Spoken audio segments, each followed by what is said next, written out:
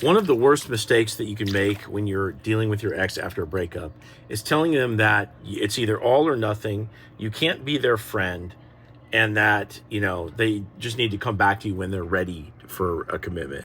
I'm Benny Lichtenwallner. I help people get their exes back. So you think this wouldn't be a mistake because you're not tolerating any bullshit, right? It's like, it's either, hey, like we're on or we're off. I'm not like your friend, you know?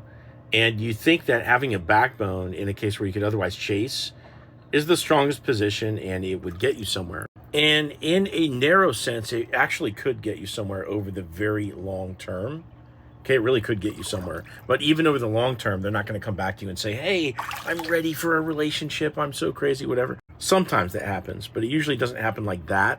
When you cut your ex off and you say you can't be friends and to come back to you when they're ready, what they actually do is they just come back in a little way and just say, hey, it's been a long time, what you've been going on, or, what you've been up to. So after all that time, you end up with the exact same situation as what you have right now, which is this sort of like middle of the road, non-sentimental, non-lovey conversation. So what I'm saying is when you get dumped and that person comes back around and they're trying to be your friend and keep talking to you, either you need to be done with them altogether, and that's your right, or if you want to get them back, you need to know how to use that sort of like middle of the road conversation in order to re-attract them back into a relationship. And that's why it's a really big mistake to cut them off and say it's either all or nothing. Why? Because the type of ex that tries to do this to you, that breaks up with you, that tries to like downgrade your relationship into a situationship, they have fear of commitment.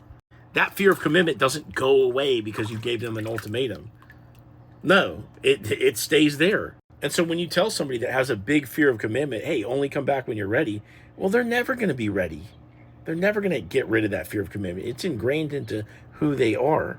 And yet, you managed to attract them in the beginning despite that fear of commitment. Did you not? And when you think about how you got together with your ex to begin with, never once was it an ultimatum. You didn't walk up to them on the street and be like, hey, I want your number right now. Give it to me in the next 2 seconds or I walk. What? No, you got them in a very specific way. And it has to do with organically just having fun with them in this no strings attached way where you were able to take it or leave it with them. And it truly just worked. You guys had fun together. And the reason you can't do that now is because you have feelings for them.